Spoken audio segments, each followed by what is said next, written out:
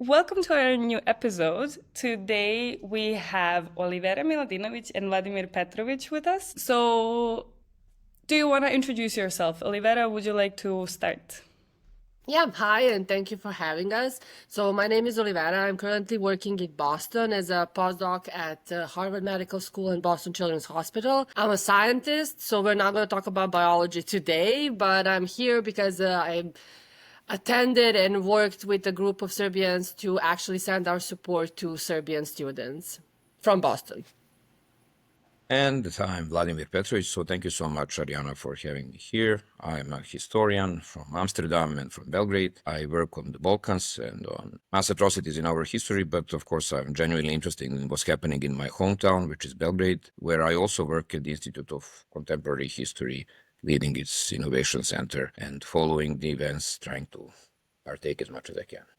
Yeah, thank you so much. Thank you for being here. It's great discussing with you this topic now. So, let's maybe start with diaspora. So, our past guests have been students that are diaspora from the Netherlands, me from Germany. So we kind of saw how Europe is responding to this and how Europe is supporting the cyclists that are going from Belgrade to Strasbourg, from now the marathon, so running from Belgrade to Brussels. But it goes way beyond that. It goes all around the world, including the North America. So, Olivera, you are based in Boston. So, what's happening there? How are the organization? You are a part of an organization, right?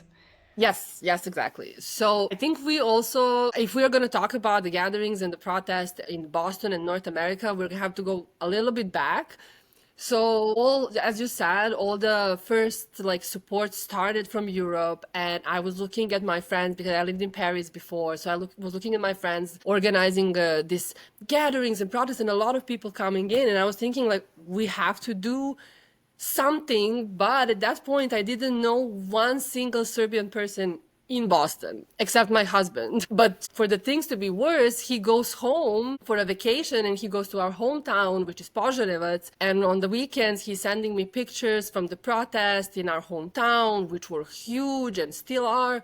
And I was like, okay, we need to do something. So I knew one person just from LinkedIn, and we started talking. She put me in a group of like Serbian scientists. We start talking even more. And one Saturday, it's like, okay, let's meet. To be honest, I expected like 5 people, not even knowing how much people are in Boston. And I remember climbing the stairs to come to the place where we were supposed to gather. And I was like, okay, if you're alone, you cannot even take a picture. Like, that's a problem. And I see a girl taking like a huge panel, and I just see Cyrillics and it says students. And I started screaming at her, like, hey, are you coming to the gathering? And that's how it started, basically. I think most of the people didn't know each other, but we started talking to each other and starting thinking, how can we make this even bigger? So in total, Boston had 10 gatherings, and we had to stop, and I think we will talk about that a bit later. But the main point of the protest in Boston was to send our support by gathering, sending pictures, but our main goal was to somehow send donations. Yeah, as you can see. So we somehow found people all across the US and all across Canada that was also supporting students in that. This is one of the videos that we made together. So you can see here New York, Los Angeles, San Francisco, Boston.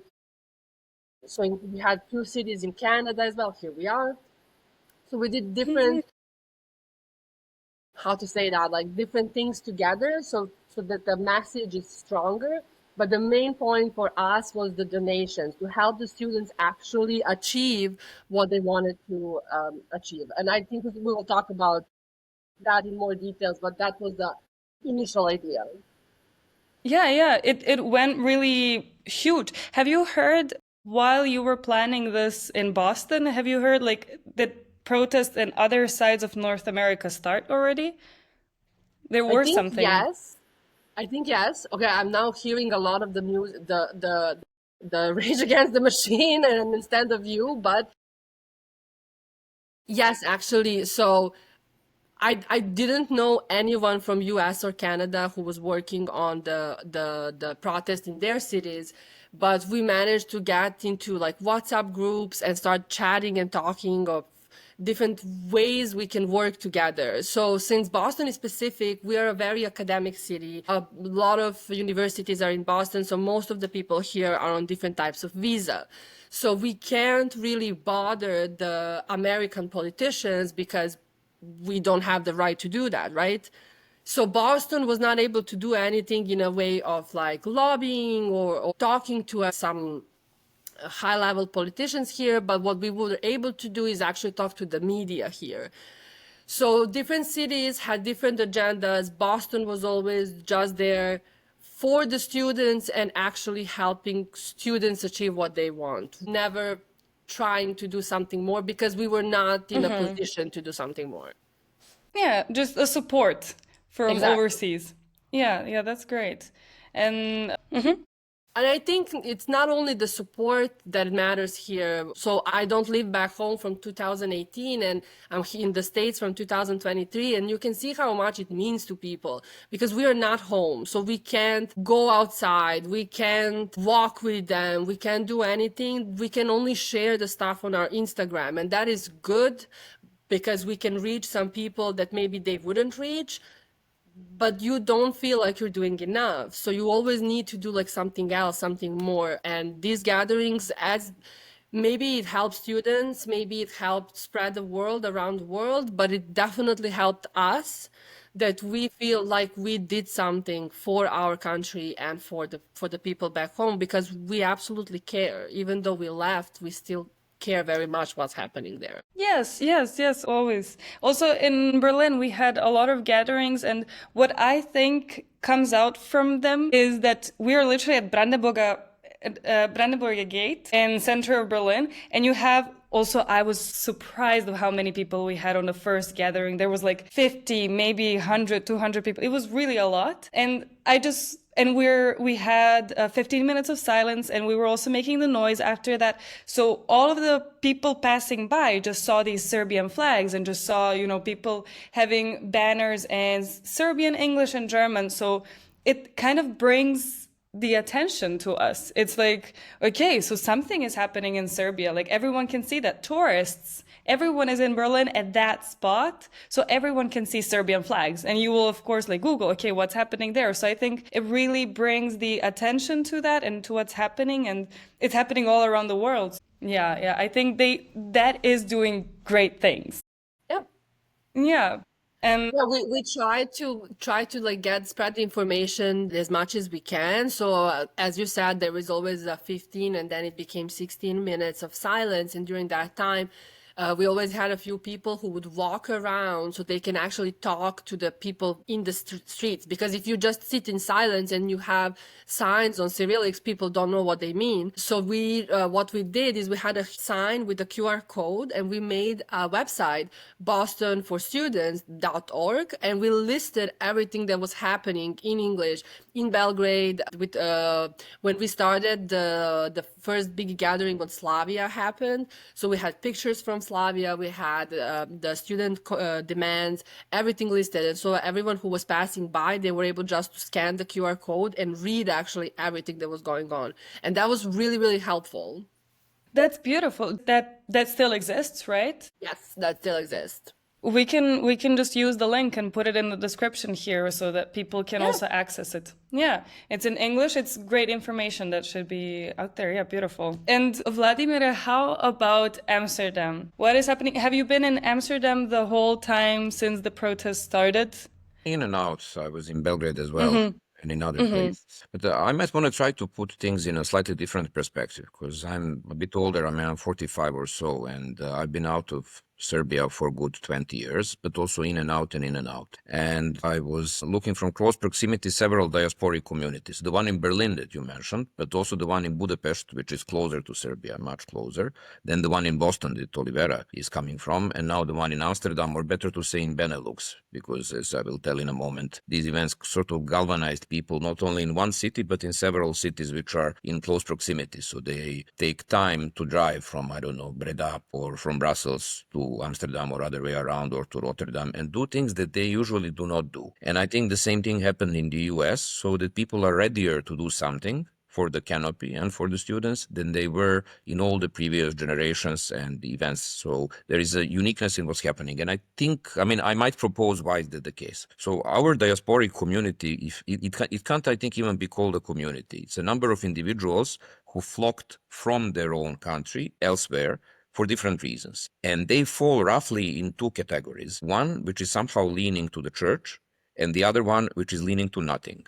Because that other one, which leans to nothing, simply has no, let's say, book club, or let's say some community where you teach kids Serbian or something like that. And so basically, those are people who are extremely atomized. They are not unpatriotic, but they gave up on Serbia at a certain point, because simply their educational prospects and prospects for their children are better elsewhere. However, deep regret remained, I think, in many of those people, and I'm one such, that was the case.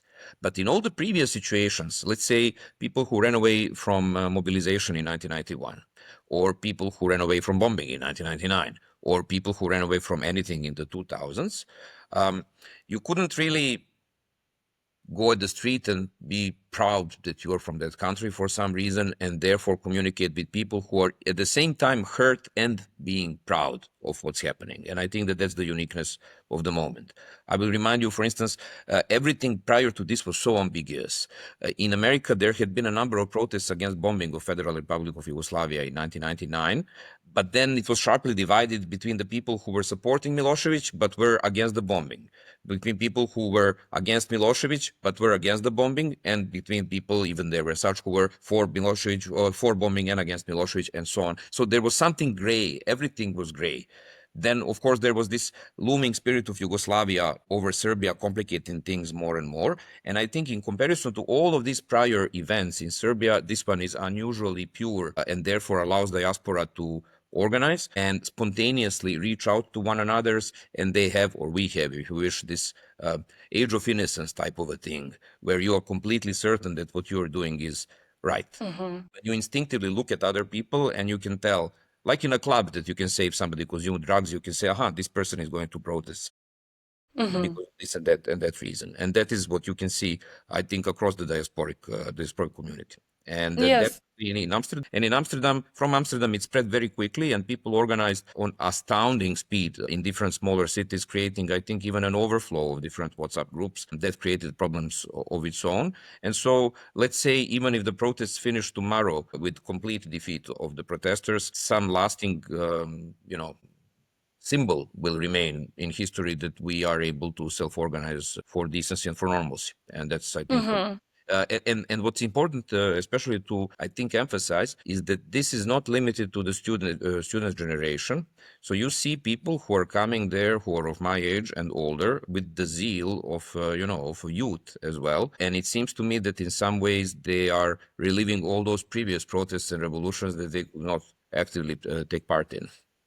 Yeah, it is really, there is a duality. So it's really black and white, I think. And this is the only protest and the only movement that is kind of like you're either for it or against it. And it's really, I feel like it's never been easier to choose sides. And that's what's been happening also in Serbia. Like, it's just, yes, who's supporting and who's not.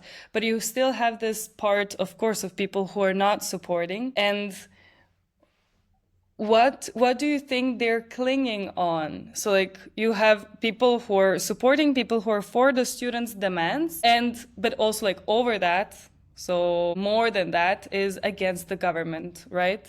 So you have like that one side. And then in the diaspora, we have the supporting of the Serbian students and supporting of the movement and supporting of the protests. So what is this other side? Have you met in diaspora someone who is against this, against the movements? Sure. Absolutely. Perhaps Olivera. Let's see, Olivera, how the situation is across the ocean. No, I mean, so I communicate with a lot of people that I know around the world, basically. So we all had some people who don't agree with us or with the students. So, for example, in Boston, there is a huge mailing list that was made, I think, 30 years ago, basically, that would connect alumni from MIT and Harvard. And so, but it's for the Balkan, like, but mostly there are Serbians. And every week we would send out an email, we are gathering here and here because of this. And not only once, we would get email that is wrong.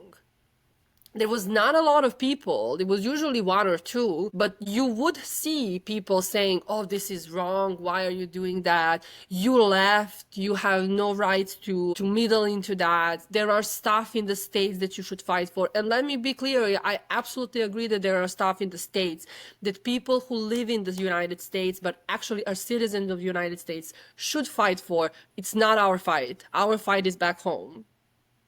So we never tried to explain and like get into those, because if you start that discussion, it's gonna last forever. And I learned the hard way, you never go into those discussions because it's never gonna end well, and you're gonna just get very angry by the end of it, and you did not accomplish nothing. But for me, Boston doesn't have any embassy or consulate, any government related, Serbian government related institution in Boston, so we never had this kind of interactions. But you will see that around Europe and the US, people who gathered like in front of embassies or consulates, that our people in those institutions who are there for us would just put the blinds on or report them, call the police on them. They would never actually talk to those people, even though you have like 200 people outside your embassy. Those are Serbian people in front of Serbian embassy, and the ambassador or anyone working there would never address them, which for me,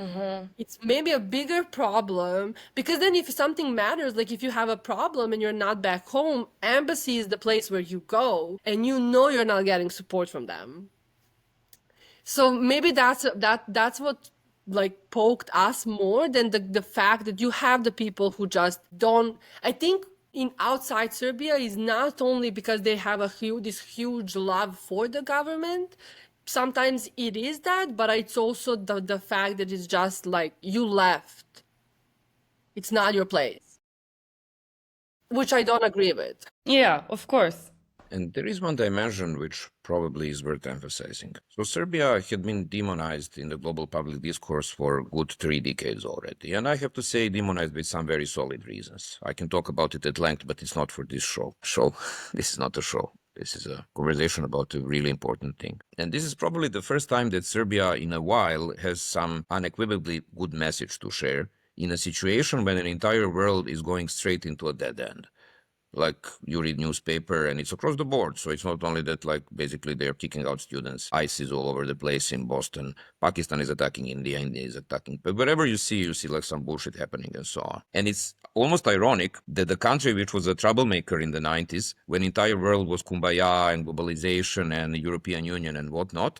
So basically some ray of hope is coming from a country from which you are not used to hear any good news. I just read yesterday a blog of my colleagues. So there is a historian called Timothy Snyder who basically emigrated out of the US, so from Yale to Toronto, because he's author of a number of books on how to survive authoritarianship, and basically he could not have stood another Trump for 4 years. And his blog is extremely well visited, and he gave room to my colleague from Faculty of Political Science, Slobodan Marković, to re-narrate basically the background, these 3 decades of constant struggle and constant frustration and constant struggle and constant frustration, which are basically ending in this, in Serbian, we would say in vapaj, more or less, like a scream that something needs to be done. So I think it's a novel situation for the Serbs to be able to, well, ask for something, to even claim that they have something to share with the world that the world might want to listen to or emulate. I see it now, especially today and tomorrow, it's going to be obvious in Benelux because the marathon is passing through. And what's happening is that people from the Netherlands started yesterday, I think The Hague, Amsterdam 2 days ago, The Hague yesterday, and then Belgium. And they are running to meet the road runners from Serbia with an ultimate goal to meet up tomorrow and the day after tomorrow in Brussels. So it is some sort of community building, that's for sure. Indeed, the diplomatic and consular representatives are rather confused because they, on the one hand, they are operating in a very rigid system. So you cannot really expect them to go on the terrace and to wave to the people and so on. On the other hand, I'm quite sure that many share this core belief that things are not going in the right direction and that these protests are a movement in the right direction, actually. But, well, it's not so ripe still so that they would defect or something like that. Mm-hmm. And can I just come back to what Vladimir is talking about, the community, because I think that is very much true. When we leave, we are divided. Either you go to church or you're just lost somewhere in between. But what I'm really happy what we accomplished here is actually that we had one of the priests from our Orthodox church coming to our gatherings and actually talking to us about what you are basically feeling. And let's just not forget that the reason for all of this is 16 people died because of the corruption. So the starting point is actually very sad. 16 lives were lost. So even we were making a community, we were feeling a little sad, but we were able to connect our community to the church. So when there was 6 months after the tragedy on May 1st, our church actually organized, I don't know how to say it well in English, but let's say like a moment in church to actually, how to say that, sing for those souls, not sing, so pray for those souls, and then to do the 16 minutes of silence. And that was organized by the church, not by us, which was really nice to see for a change. But if we look aside from the church, we made community for us. We have a WhatsApp group that has around 100 people. And yes, we still talk a lot about how can we help? How can we donate? How can we do this and that? But you will have questions. It's like, hey, my passport is expiring. How can I fix that? Hey, like, we should meet. It's nice outside. Let's do like a barbecue. And so 20 of us, we're making a community that didn't exist before. And that is beautiful and amazing. And this is the first time. So the group exists from end of January, and we had 0 fights, 0 unpleasantness, which is huge to have that big of a group. We all think differently, for sure. We are all different ages, from people that are younger than me, for people that can be my parents. So, and no one has problem with each other. And I think that alone, even if, as Vladimir said, protests go away and if it doesn't end well for us, I think this is something that we accomplished, which is huge. Yes. Well, certainly, probably it's good to reiterate that the purpose of these protests is not to keep diaspora alive. That's just a good byproduct of these protests. I mean, I was always amazed by how inactive Serbian diaspora is, but this is for these structural reasons, really. You mentioned Olivera, the church, and I mean, I know exactly the church you're talking about, and it's clear to me how it all happened. But if at the same time the boss of that church goes to Russia and, complains to Putin and somehow they overcame the colored revolution, what I mean to say is that puts parish priests of that church in a very, very problematic position vis-a-vis their bishops, and their bishops in a very problematic position vis-a-vis their patriarch, and their patriarch in a very problematic position vis-a-vis the police or whoever is actually commanding him. And so these are the problems that the diplomats are also in, and so on. And what I mean to say, and I mean probably we might also switch from diaspora a bit into the country, just for a single bit, because it seems to me that when I compare our diaspora with some others, it's really, take Greeks in the US. Wherever you go, including, so Cambridge is a small city right next to Boston. I think it has 2 or 3 societies of Greco-American political something and so on and so forth. So they have decades of experience of how to lobby, of how to agree over some things and disagree on some other things and so on. Whereas our diaspora, since the Second World War and even before, was colored by very sharp divisions, like Chetniks against, I don't know, the communists, economic migrants against, well, there are some Croats over there. Only in Boston, so I have 2 kids. My only interest in Boston was for them to learn something that looks like Serbian. It can be Serbian, it can be Croatian, Bosnian. I really don't care. It can be Macedonian as well, but that's not how it goes. The way it goes is that you have to choose your own small flock. So it would be amazing if it would be a wake-up call, actually, for diasporic communities to understand that, well, they may benefit handsomely from simply having a coffee with somebody, not creating a clique so that, I mean, I push you somewhere or I help you and whatnot. But to help you, it's difficult to live abroad. But that being said, I would really like to sort of just circle back a bit into what's happening in Serbia, because ultimately that's what everything hinges on. The thing is, we will see only now when the student marathons are coming and they are giving their manifest to Brussels and so on. It's far from certain how the situation will unfold. So if the entire world is more or less arming, So the Netherlands, which is allegedly a very pacified, pacifistic, open-minded state and so on, is tripling its military only in this year and so on and so forth. So what students from Serbia demand, actually, I don't think it can be met, even in European Union, let alone in any other entity, let alone in the United States. And I Their want demands? their demands, You the talk rule of law, decency, the six demands. individual political, whatever.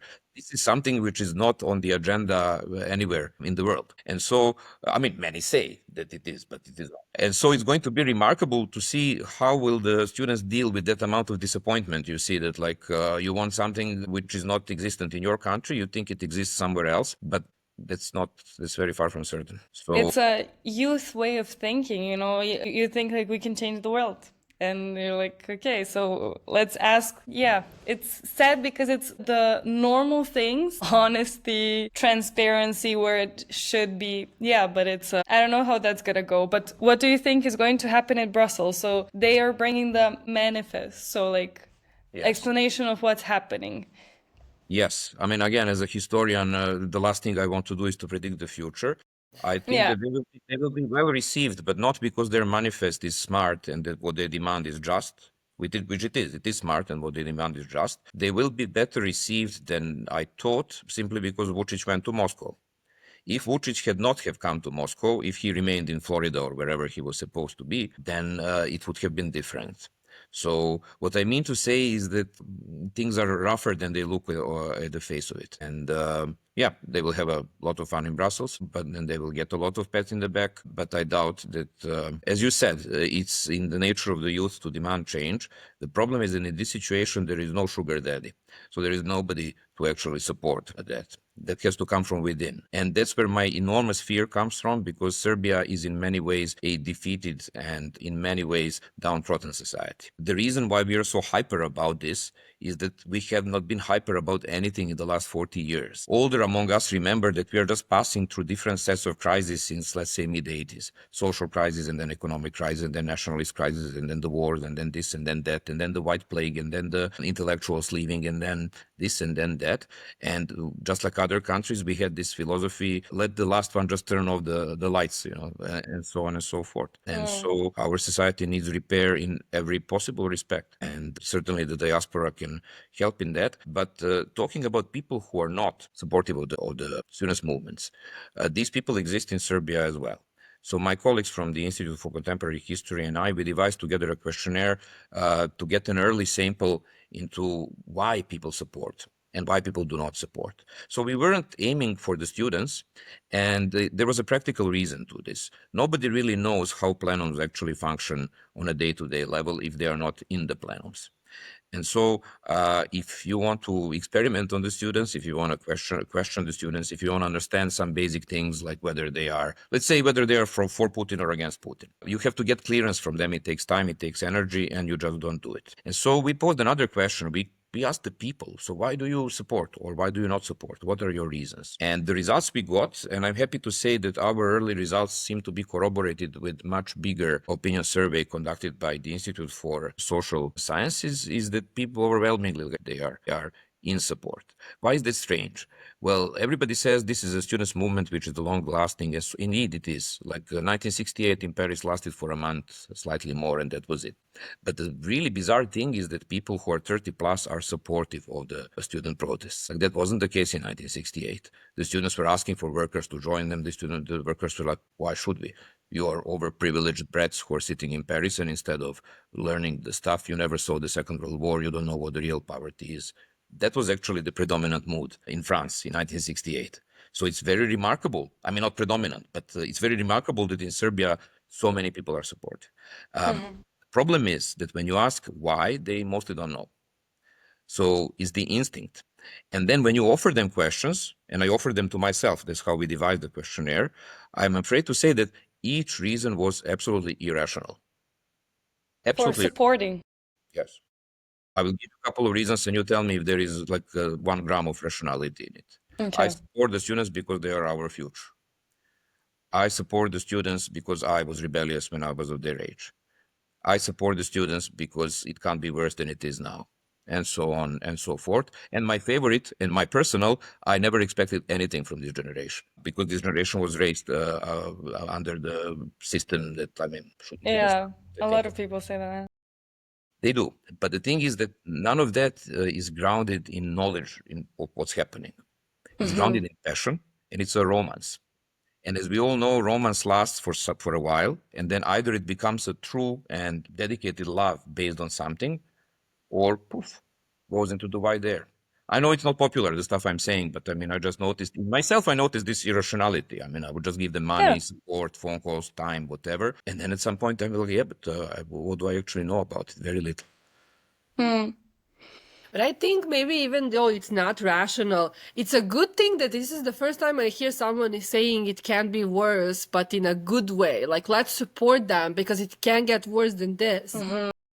I think people are sad for a very long time, just looking at people back home. Not like even I don't want to call my friends back home sad because they're not sad, they're happy people, but like the environment around you is sad, is depressing, and it's not giving you a space to move forward. And this is the first time, this is my personal opinion, that we see some moving forward to first century, basically. We are now with, I don't know how to translate basically the word zbor, so please help me out, but it's like a gathering of people in Civic. their own cities to actually like talk about their own problems. Like, we are in pre-democratic moment. Like that is how that feels to me. And people are finally learning that everything that is happening in their country is actually their responsibility to say, like, I want this like that. I don't have the drinking water in my city. I need to change that. And it's on me to change that.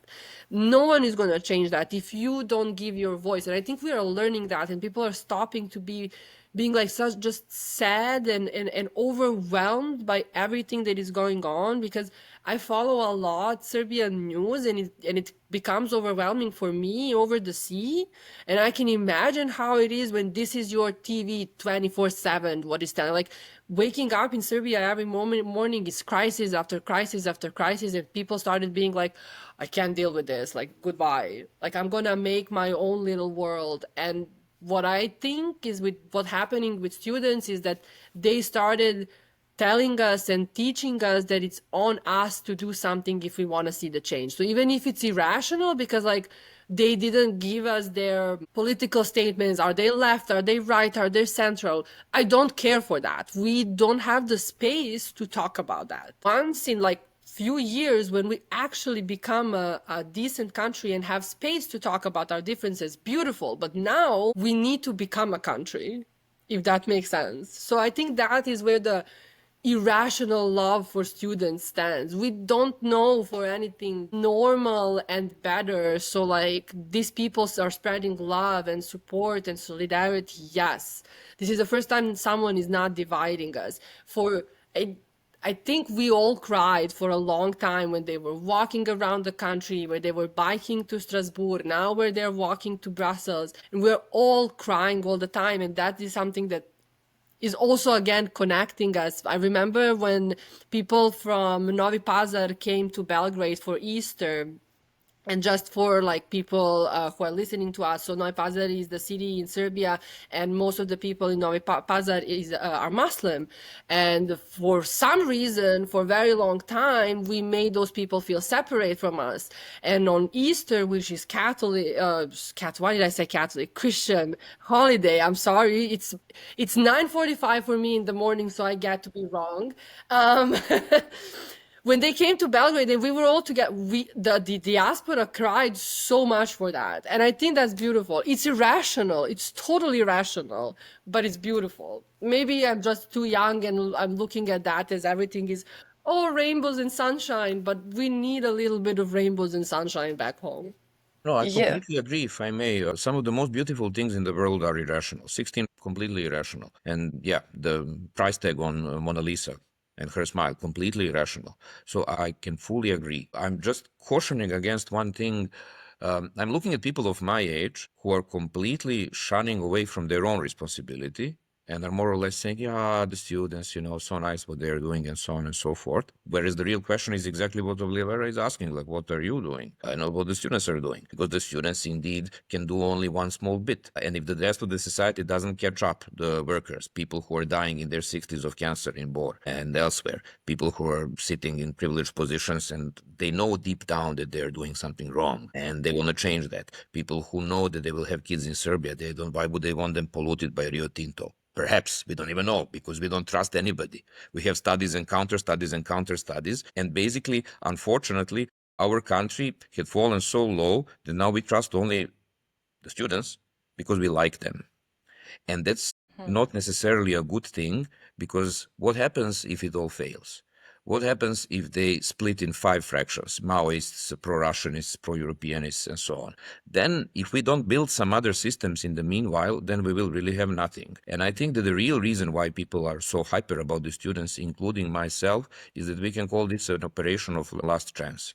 I was in Belgrade on the 15th of March. I was talking to many people, some of them from police as well, asking them very simple question. Okay, so we are going for demonstrations tomorrow. Fine. What do you think is going to happen on the range of Tiananmen in one extreme to the range of 5th October, meaning, for those who do not know, an overthrow of a corrupt system, and so on and so forth, and all the things in between? Some violence, little violence, thousands of deaths, nobody dies, and so on. Nobody knew. Nobody knew, including the policemen. And this is the first time, mind you, in Serbian recorded political history that neither the police nor Charshia, or let's say pundits, influential political downtown, knows what the hell is happening. Nobody knows. And nobody knows who's organizing it, and nobody knows what the outcome will be. And it's very exciting, but at the same time very dangerous, because then after the protests, I asked many people who should be in the know, what do they think? Is this regeneration of Serbian society through true recreation of political and societal dialogue? That's one option. And I really want to believe that this is the option. Or is this the last gasp of a disintegrating society? And I'm afraid that the smartest among my respondents were saying, time will tell. Yeah, so scary. It's something that's Well, I being didn't led. mention, but I do research mass violence, so I might be slightly biased. I probably genocide studies, so don't take my word for it. This is, yeah, it's something that is different. I think I've also seen, so how much love, okay, we're saying how much love and solidarity and togetherness this is evoking. I've read some posts saying like XU is going to come together again because of how much we hate this guy, or how much we hate, this government or something like that. So yeah, it's I don't know where so maybe that came from, yes, not knowing what's going to happen with the world. So of like no chances, like nothing else that you can like look forward to, like no future, how they said like it can't be worse than this. And then they see this youth that they thought that that they're like a wrong generation, they're not doing anything, they've been raised differently, and now they're doing something and you trust them. So I don't know how are some people not into that? So I think for students, you're either really against them or really for them. I've never met a person, correct me if I'm wrong, that are like, okay, whatever. I think now is the time when you either, everything and you know whether you're in or out. And what would these people who are not up for it, do you have any like data? Have you met a person who is against it, and what do they say about that?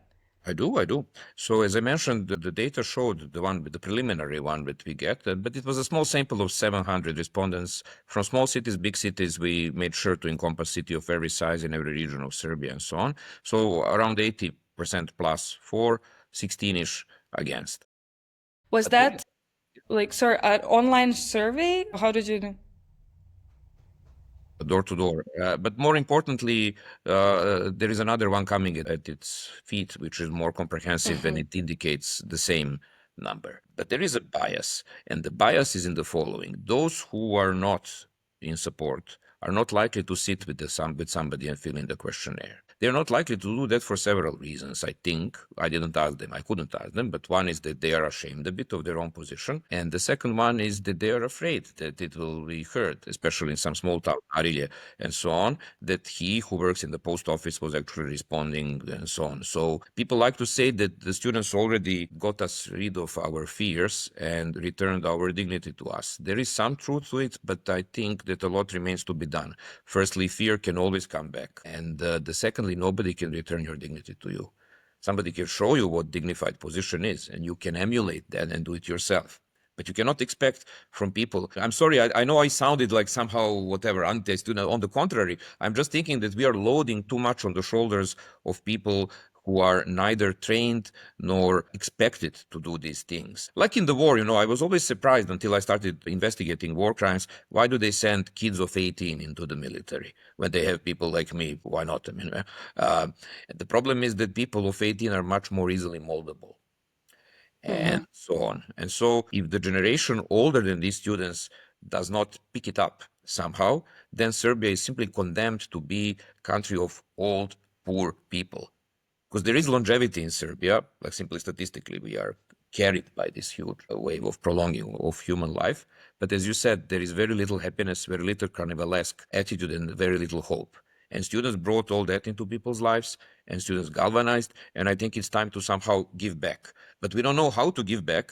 People in diaspora know, because just like Olivera said, this is a pattern. There is no conspiracy except in Vucic's head. Nobody talked to Boston people, Amsterdam people, told them make Facebook. But I would imagine that from the outside it looks like that. Imagine you're a paranoid dictator. You all of a sudden see that exactly around the same time at an entire world, Sydney, Amsterdam, Berlin, Boston, all of a sudden new WhatsApp groups support for students. I would think that, Soros is behind it, even though I was employed. No one is behind us.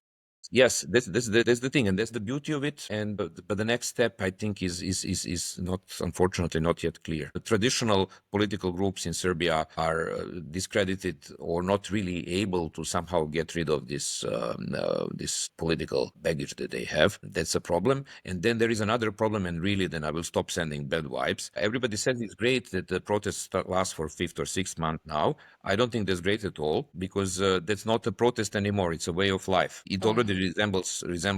No state, no society can afford to be in a standstill for months and for years. And there is a price to be paid. The good side, again, is that we have a mathematical proof that nobody is trying to destroy Serbia. Croatia is not trying to do this. Kosovo is not trying to do this. Macedonia, nobody, because at this point, the country is in such a sort of paralysis that, like, with a handful of soldiers, you could just march toward Belgrade. You wouldn't reach Belgrade, but it would take quite a while for Serbian security apparatus to understand that something is wrong. So what we know is that all these stories about this of the system that, like, these are against us or those are against us are not true, because at this point the country is so fragile that even a small narco cartel would be able to shake it in order to get a cut in the field. And if I'm so brave, this is just like basically I'm mostly talking to people of my generation, like trying to make them understand that they have responsibility, that they cannot just wait for their retirement and for the students to build it, because there might be no retirement for them. And yeah, I completely agree with that, and I don't think we need to talk about those facts as well. There is a show that I really like from my college time, so I'm not gonna make a marketing here, but I don't want to take credits for myself. But they were talking about it's a comedy show, and they were talking about how, like, we're at that point where people are gonna start calling students to fix their car.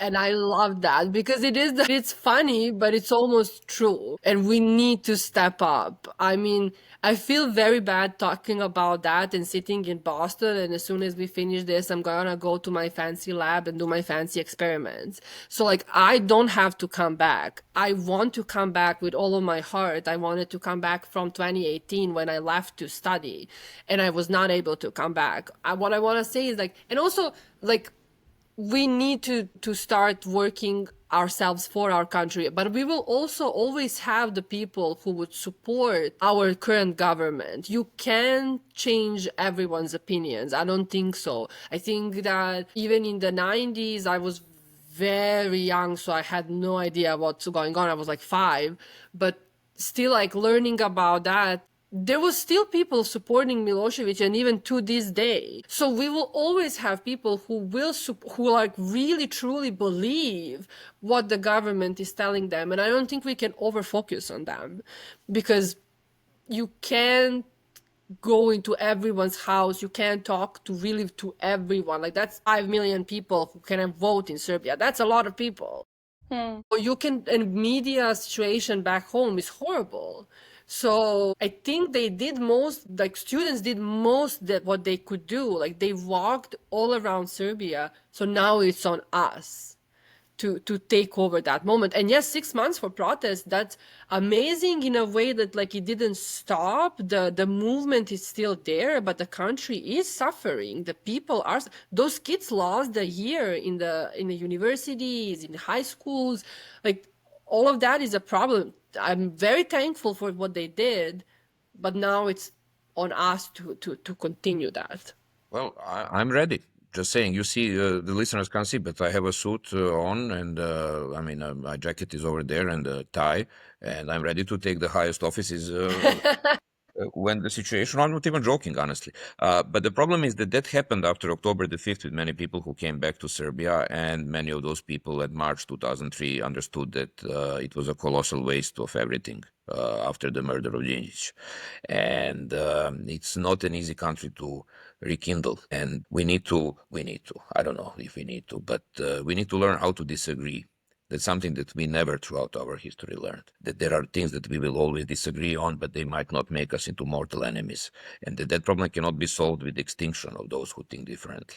This reflex is following us through history, and we still didn't succeed to understand that, like, if you have a constitution, simply like 60 people vote it in, 40 people do not, 40% do not, but they are still obliged by that constitution, and that's just what it is. And that's a political community. Not there yet, not there yet. Whether students will take us there, I doubt it. Whether they can be a wake-up call, probably yes, because, you know, I think we shouldn't forget one thing. The canopy was a tragedy and a huge blow. But think about it in the following way. If the canopy fell in the middle of the night and nobody died, probably nothing would have happened. If the canopy fell during a rainy day and 150 people died, probably we would have had something akin to a civil war, which again tells me that that we are not ready to reflect completely on what's happening in our society.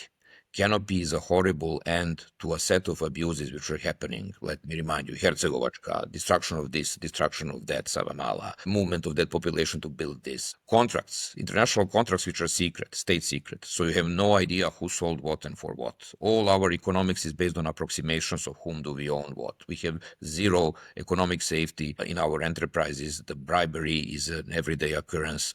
People who do not know people, to get them out of jail, have no reason to be in any sort of business, and so on and so forth. So it's a long row of grievances. They used to call it, after fall of Milosevic, the Augean stables. And in the meanwhile, those stables didn't become any cleaner. So we would need all help if some change is about to happen from the diaspora communities too. So both of you would hopefully return. But I want just to, like, bring a little light to this movement in a way that I was. So when the Rio Tinto protest started, there was a huge amount of people in Serbia, but there was not a lot of people in diaspora. At the time, I was in Paris for my PhD studies, and there would be like 20, 30 maximum people gathering for that cause. And I think Rio Tinto is a huge cause to protest. And people didn't see it as an important. And now with the students, as you said at the beginning, we're seeing all Europe, North America, so USA, Canada. We have people from North Pole with, like, sending their support. I've never seen this awakening of diaspora, because I think that was like one of the main things we wanted to talk about on a Harvard panel where we actually met. We were able to get 300 people on Zoom, but we had 2,000 people register for that panel. That was huge. Yes. So people are really, again, my feeling and my opinion, for the first time, really involved and really want to see, bottom line, if they can go home. Because I talk to people my age that are spread around, and yeah, some of them are very happy with their life abroad and want to stay, but some of us are like, this is the first time we have a feeling we might actually get to go home, because that was not an option. Yes. 2 years ago, that was not an option. Yeah, it was an option. You go, you get into a ruling party and you get a job. But if you want to do it without that, it was not an option. Now, diaspora feels like, yeah, we are a part of this. We could actually go back. So if such is the case, I have two proposals for both of you and myself including. I'm going to Belgrade on the 20th. You tell me, what is it that needs to be done in order to attract people like you to go back to Serbia? I go randomly, just to see if the government is ready for a takeover. That's one thing. So the other thing is really practical. Nobody created all those groups. Out of nowhere, out of thin air, in almost every major European and world city, really skillful people appeared. People who can operate, people who can build bridges, people who can talk, people who can represent Serbia vocally in several languages, which is extremely important because we have had 30 years of diplomacy, like of people who do not speak even Serbian becoming ambassadors and so on. We know what the problem of our country is. I mean, 7 or 8 years ago, I literally started advising my students to enter the Progressive Party, because I knew that they can't get the job afterwards. And my only bet was that this party will become too big and so behemotic that it will not be able to cater to its own interests, and then it will collapse under its own weight. And in some ways, actually, something similar is happening, actually. But that's beside the point. So we know the problems of our country. We know how to communicate with the world because we know how the world sees us. The students do not necessarily know that. So they remind me sometimes when I'm kind of overly critical of Calimero, that little bird which goes and says, justice, that's what it is. So they somehow think that the world is not beset with similar problems. And I remember vividly, I mean, I was demonstrating in my first demonstrations were in 1992, actually. But in 96, I was actively demonstrating, and we were all frostbitten after 100 days of marching against Milosevic for stealing elections, when we understood that Europeans and Americans couldn't care less, actually. All they cared at that moment was that they deployed 100,000 soldiers in Bosnia, and the last thing they wanted was to get rid of Milosevic because they were afraid of what can happen next. Not because they're very, very bad people or something, but they had a priority to have stable Serbia, even though it was a semi-dictatorship. And now they don't have this priority because they are afraid of stabilocracies slowly coming in pro-Russian style from Slovakia, Hungary, and then Serbia, and so on. But I'm not certain that student movement is really taking this international context seriously, because unfortunately, just like in 1989, 1987, Serbia went out of historical joint, out of current. Ispala je iz globa. It's still out of this current. And I will really finish. Back then, everybody thought that the Serbs just jumped out of history. Voluntarily, they returned in the 20th century. They just don't want to partake in this lovely future that is ahead of us. Unfortunately, a course of development had shown that we were up to something. So that basically 20, 30 years after, many other countries are solving their problems by killing those whom they do not like. And I sincerely believe that we are again ahead of a game, and that the Serbian protest and civic movement indeed is again seeing the future better, and that like in 10 or 15 years, we would have people going around and protesting their own governments, and then we can have this modest claim to fame. Yeah. Do you trust the students that they have a lot of things in their mind, like that they are kind of looking in the future as much as they have possibilities to? Whoever, do you trust them with some things? Yes. With planning? I mean, again, yes, I trust them, but I also think that everyone needs to deserve their trust. So they deserved a huge amount of trust so far. So I'm there, but as anyone, we should not blindly follow anybody. Of course. That's how we got to this situation. So I think it's good to even sometimes give them some critiques. It's not because we want them to fail. It's vice versa. We want them to succeed. And maybe our critiques are not in place in a way that like maybe we don't even understand, because we never thought about like students walking around Serbia. I was in shock when that happened. I was a student when this government came into position, and we didn't thought about walking around. We were protesting in Belgrade, but I think if someone suggested like, let's walk to Niš, we would be like, are you insane? We're not going to do that. So yes, I trust them because they got some ideas that were so good, but still I've always leave a little space because no one gets 100% trust, I think. And I think that's healthy. Just because if you give 100% trust and love and everything, that someone can disappoint you. It can be your partner to the Serbian student movement. Like it's just like my opinion. But yes, bottom line, and to make it easier, yes, I trust them.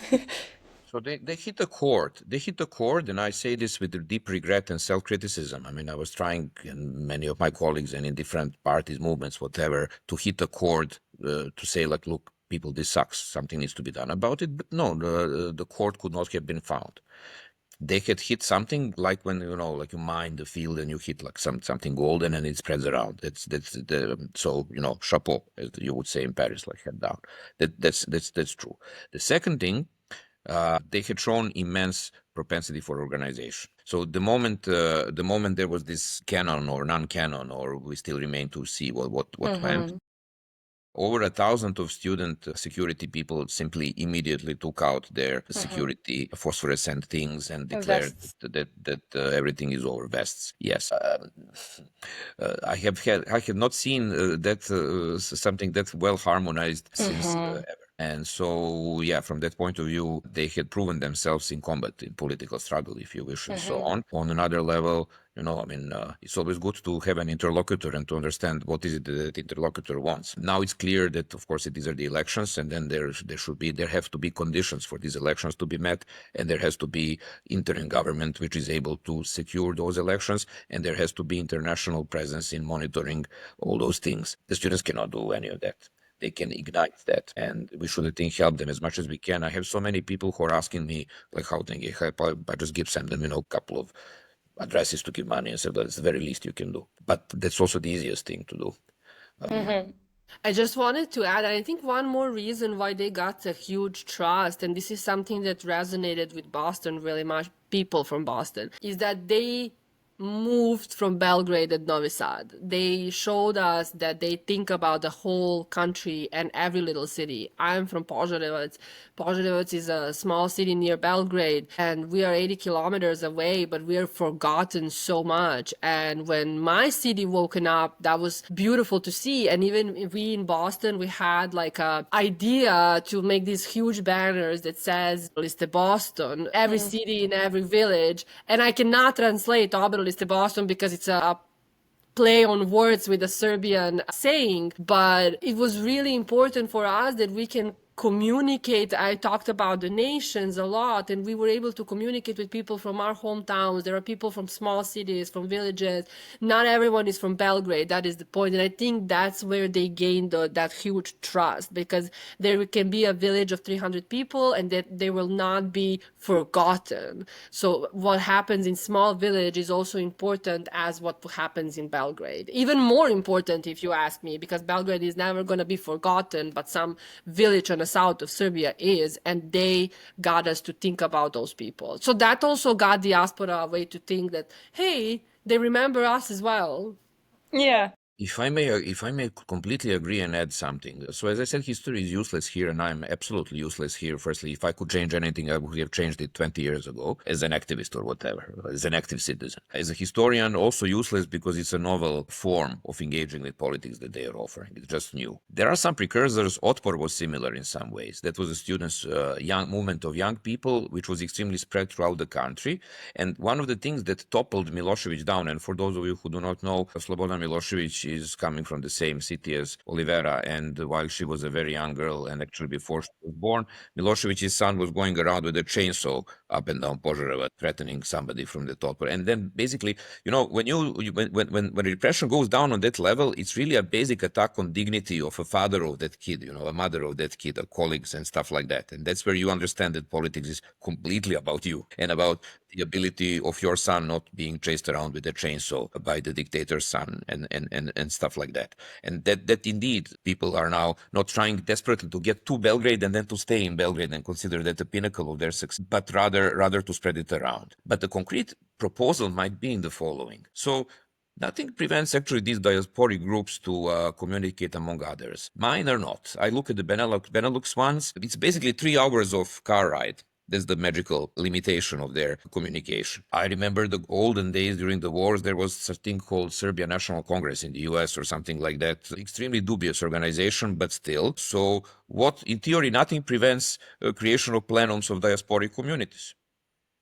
They would be immensely richer than the students. They would be able to bankroll whichever, because we have one comparative advantage that like what is here, like really small amount of money, like something that you can just not see that you had spent on a lunch, can do quite a lot down there. Well, Olivera, what are we waiting for? Ariana, what are we We're waiting not waiting for anything, actually. So I mentioned at the beginning that we had to stop the gatherings. And when Ariana and I talked before, I mentioned that given the certain situation in the US and canceling of the students' visas, we decided, okay, it's not safe for us to be on the street. Most of us is on a visa. We need to find another way. And we started meeting on Zoom and talking about what are the options we can do to help the students, of course.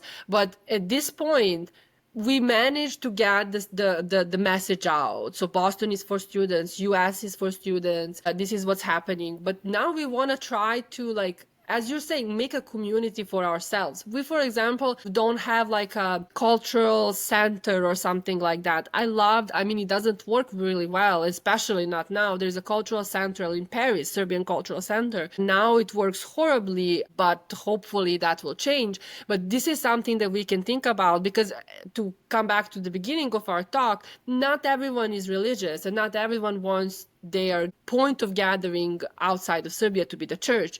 So we are thinking about not only us, like people in Canada that we are in contact with, people in all around US. Everyone is actually thinking about how can we make this into something bigger. Okay, they gave us the momentum to meet each other. They gave us a momentum to get to know each other. But what can we do for our people outside the Serbia? How can we make like some kind of a society where everyone feels welcomed and we don't have those boundaries such as religion, politics, blah, blah, blah, blah, blah, blah, blah, but it's a safe place for everyone. We're thinking about it. No. I meant one step further. So I'm just looking at my cell phone and I'm looking at predlozi for something, diaspora, the Netherlands, diaspora, Belgium, and so on. Why wouldn't there be some sort of coordination between diasporic communities of Western Europe, North America, Berlin, Amsterdam, and so on and so forth? We can We pluralize tried. ourselves. Yeah, whom did you reach out to? Okay, What so what Ariana was the problem? should take Organization. the lead, I think, and tell us Yeah. how best to make like transnational communication, of Yeah. people who are interested in helping out the students somehow. And then on the 26th, I can come there and tell the kids, the elders are with you. We don't want you to follow our lead. We can give you some money. And yeah, you tell us. We have to buy a Zoom Pro. We have to have more than Yeah, we have 300 one people. Pro. We tried to make a communication in Europe. I think one of the main problems that occurred was time zone. Like as Yes. we had a problem to find a Yes. moment to Indeed, indeed. communicate. I think especially with the West Coast, there are like 9 hours difference with the Europe. We are 6 hours difference. It's not easy to for that momentum, but we do have communication with some groups from Europe. We're not trying, I'm not now highlighting for Boston. We never try to put us as like, oh, look at us, we are important. We're going to give you some important person and they're going to do this and that. That was never the point from our point of view. And I think mainly for most of the people, we were not trying to push our like political agenda or whatnot. It was not the point, and we Yeah. live thousands of kilometers away. But trying to find some kind of a communication, I think it's really, really good and really important. And we are trying to do that. It's just not that easy and that fast. Okay. We didn't even try yet in Benelux, but we will follow your lead. So don't be surprised if you get a message from us. Yeah. Ariana, if you Yeah. can focus it on Serbia, I mean, if the focus on Serbia can help, we also have several other venues which are trying to do that, Balkan Talks and so on. So Yeah. if we could connect diaspora, perhaps something interesting could happen, and perhaps not. Time will Yes. tell. Yes. Connecting, communicating. Yeah, and there's a lot of us now. I mean, really, from every city in Europe. How would you connect? Like, only the major cities in Europe America. Yeah, it's a lot of people now. It's a lot of people. I was really surprised to see how much of us is outside of Serbia, because I always knew about European countries that there is a lot of diaspora, but far away, I didn't know that there is Actually, everywhere. this much of us. Yeah, so Yeah. it would be psychologically healthy for us, and I think it's already psychologically healthy for us. I mean, to partake in these events. Yes. Possible. So Yes. the portal you asked me about, Ariana, is called Balkan Talks, and in which basically just assembled and tried to help students and friends and colleagues and postdocs articulate their own understanding of what's happening, because I already am kind of just half living in the world which is mine. It's not, the future is not mine, it's theirs. And I think that any diasporic action which is based on those premises is actually prone to more success, because otherwise, so I think, and that's why I appeal to people of my generation. Because, for instance, people of your generation are always in the risk of having the discourse, okay, now I will come back to Serbia to show you how it's done, right? There will always be such type of half accusation. So what we need is elderly people from diaspora who have nothing to lose. Is a good target group of connecting, and then just amplifying what other people have to say. Balkan Talks is also going to be in the description, so anyone can check it out and follow that. Maybe to end on a short thought, your thoughts on the elections. How were you feeling when you read that students requested elections? You want first? Can I go first? You can go. I love elections, even though I love elections. I'm totally aware that the elections in 2023 was completely stolen, and that we don't have the fair elections back home. I think that elections are the only way to actually exit the crisis. I'm not gonna talk about like how we need to all stand together, because we do, and how we need, like, my parents are doing the controls for the elections for a very long time now. If my parents can do it, anyone can do it. I'm not saying anything bad about my parents. I'm saying that where is my generation to Yes. go to control those elections? What is really, really, really important, and I think this is actually a good place to say, is that the diaspora needs to vote. We have the right to vote. We have the right to vote on the parliament elections and on presidential elections. We need to submit a registration in the place where we are that we want to vote. There has to be 100 people registered in diaspora so that the election place would be open. We are working very hard now to make literally Instagram posts, but that is the best way for us to communicate the way that people can register, how they can register, where to register, how to make sure that in your place you have a place where you can vote. And also what we are trying to do is that at some point, if we get those elections, we want to take part in the control. So even if you're in diaspora, you can be a controller of the election or just an observer. We want to be in contact with students, and we want to help them out with doing that in diaspora. I'm talking about Boston specifically. I know the US, people in US are working on that as well, but I can tell for Boston for sure, we're looking forward for that, and we are going to do everything we can to help. Optimistic. There is no alternative to elections. I mean, the only known alternative to elections to me is mass violence. So that being said, of course, conditions for elections need to be met, and that's not going to be easy at all to achieve. On the other hand, democracy is a funny thing. Not many people know that the Serbian Progressive Party doesn't really have a majority in Serbian parliament. It looks like they have a super majority, but actually it's a number of the small client parties and so on. So you can imagine a scenario in which this coalition starts falling apart and breaking and cracking. And what concerns me is that in these months we had seen everything, but we didn't really see many people crossing sides on the smaller level of municipality and so on. Mass desertions of Serbia, the parliamentary and the local parliamentary, they are the owners of the mandates. Nothing prevents them from just saying, no, from now on I'm like Vladimir Radojković, independent parliamentarian. That can start happening and so on. So, I mean, there are many, many, many ways ahead, and none of those is necessarily negative. So my fingers are tightly crossed that we would have elections that we deserve. Yes. Yeah, we need to learn to vote.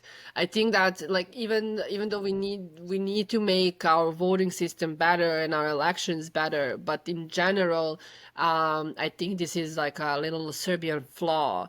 Like, what is my vote gonna matter? How am I gonna change the things? We need to learn to vote. Democracy is in our hands, and it's not on us to be afraid of the government. The governments should be afraid of the people who are actually in the control. So vote, vote, vote, vote. It's very important to vote.